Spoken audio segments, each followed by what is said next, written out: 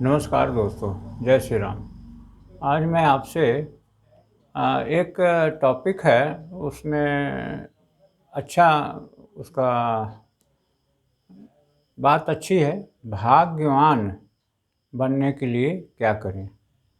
तो हम अपने भाग्य को किस प्रकार से सुधार सकते हैं, ऐसा एक टॉपिक है और बड़ा सुंदर टॉपिक है। तो भाग्यवान बनने के लिए कुंडली दिखाते हैं हम, और उसमें हम देखते हैं कि 9वां जो भाव है उसे हम गहराई से देखते हैं। उसके आधार पे हम आ, जातक को बताते हैं कि उसमें दान दीजिए, और अंगूठी कोई रत्न पहन धारण कर लीजिए, और इस प्रकार से फिर और भी बताते हैं, सूर्य को जल दीजिए, या और नाना प्रकार की चीज़ें हम बताते हैं। ये सभी चीज़ें अपनी जगह में सत्य हैं। अब क्या है, एक चीज़ और भी बताते हैं आधुनिक उसमें आधुनिकता में कि विजुअलाइजेशन करिए, विजन बोर्ड लिखिए। एक विजुअलाइजेशन बोर्ड, विजन बोर्ड बोलते हैं उसको, वो भी रखिए। इस प्रकार के उपाय हैं बहुत सारे। इस पे 2 सीरियल और भी बना सकते हैं, एपिसोड बना सकते हैं। आगे चल कर के जैसा भी आप बोलेंगे वैसा हम करेंगे, या लोगों की जो डिमांड होगी उसके आधार पे हम बताएंगे। और आप, लेकिन एक चीज़ है, भाग्यवान बनने के लिए सबसे बड़ी चीज़ है, सबसे पहला आपको आ, वो ज्योतिषी उपाय तो करना अनिवार्य है और है भी, सही है। लेकिन आपको एक चीज़, सबसे बड़ी चीज़ है, तय करना है कि हम क्या करना चाहते हैं हमारे जीवन में। हम भाग्यवान बनने के लिए हमें क्या करना है, हम भाग्यवान होना किस चीज़ को समझते हैं, ये हमें तय करना होगा कि हम भाग्य को कैसे माने कि ये हमारा भाग्य है। तो इस प्रकार से भाग्य बनना बिल्कुल पहले तो क्लियर होना चाहिए कि हम भाग्य को क्या समझते हैं। तो सबसे पहले ब्रायन ट्रेसी ने अपनी पुस्तक लक्ष्य में कहा है कि आप क्या करिए कि पहले तो क्लियर करिए कि आपका टारगेट क्या है, आपका गोल क्या है, आपका लक्ष्य क्या है, वो बिल्कुल क्लियर होना चाहिए। और फिर उन्होंने एक उदाहरण दिया है, जब आपका क्लियर हो जाएगा गोल, तो फिर वो आपको अचीवमेंट हो जाएगा।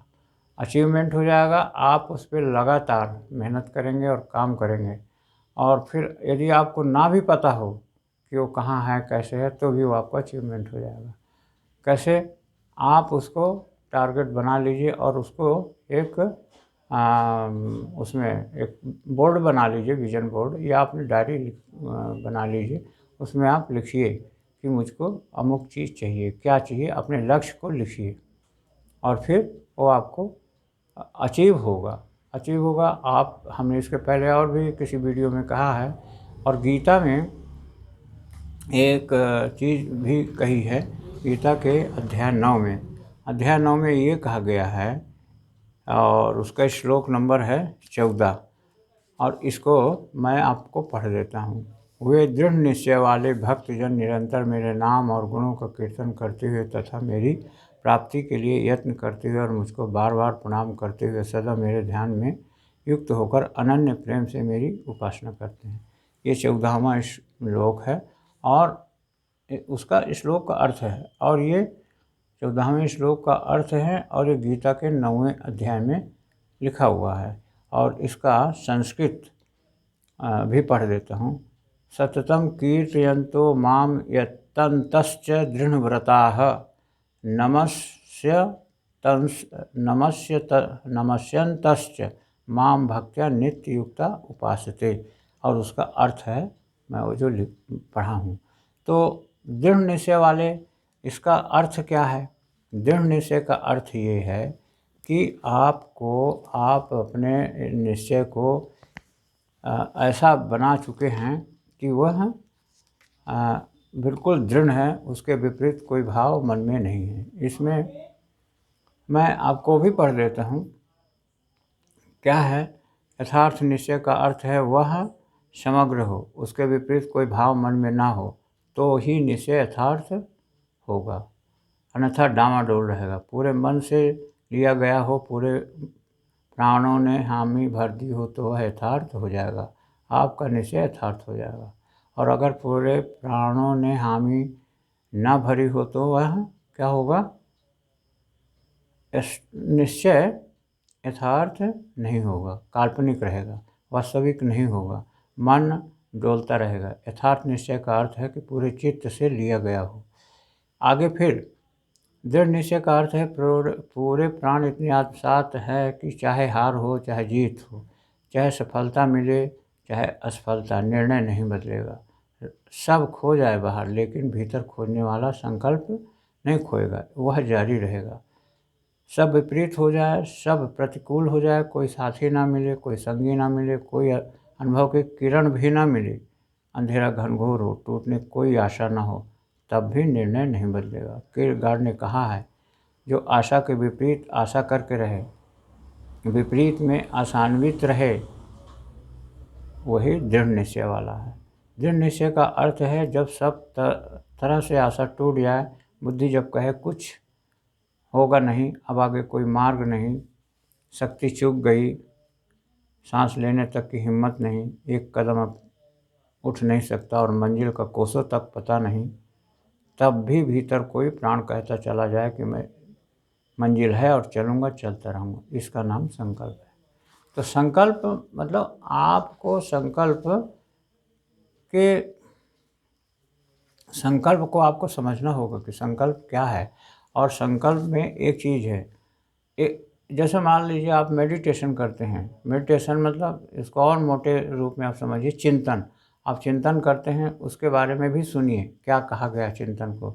मनुष्य जिस दिशा में विचार करता है, जिन वस्तुओं का चिंतन करता है, जिन तत्वों का ध्यान एकाग्र करता है, वह सब धीरे धीरे उस चिंतन करने वाले की मनोभूमि में स्थित और बुद्धि को प्राप्त करते हैं। विचार विज्ञान की विस्तृत विवेचना को हम यूँ समझें कि जिन बातों पर हम चित्त को एकाग्र करते हैं, उसी दिशा में हमारी मानसिक शक्तियाँ प्रवाहित होने लगती हैं और अपनी अद्भुत सामर्थ्यों के द्वारा सूक्ष्म लोकों से ऐसे साधन, हेतु और उपकरण पकड़ लाती हैं, जिनके आधार पर उसी चिंतन की दिशा में मनुष्य को नाना प्रकार की गुप्त, प्रकट, अदृश्य, दृश्य सहायताएँ मिलती हैं और उसी मार्ग में सफलताओं का तांता लग जाता है।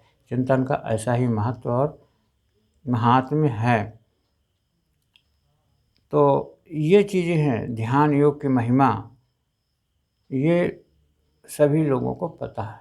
ध्यान योग की महिमा किसी से छिपी नहीं है। तो सबसे पहला है आपको दिशा का निर्धारण, लक्ष्य का सेटअप करना, लक्ष्य की सेटिंग, ये आप कर लेंगे, फिर आपको अपने आप बहुत सारे रास्ते निकल जाएंगे। इसी के बारे में हम, यदि किसी ने कहा तो भी और यदि किसी ने कहा तो भी, हम इसको आगे कोशिश करेंगे कि हम और इस एपिसोड को बढ़ाएं। तो मैंने हमें भाग्यवान बनने के लिए बहुत सारे रास्ते हैं। दान दीजिए आप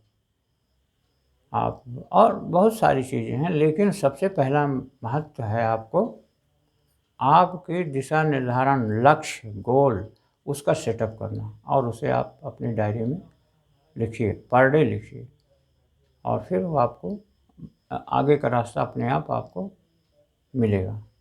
तो यहाँ से हम वीडियो का समापन करेंगे।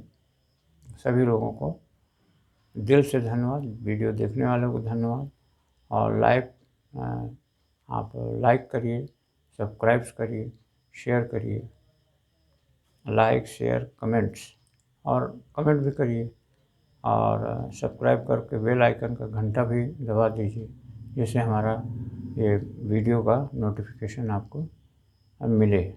तो ओम शांति शांति शांति, सर्वारिष्ट शांति भवतु। शांति।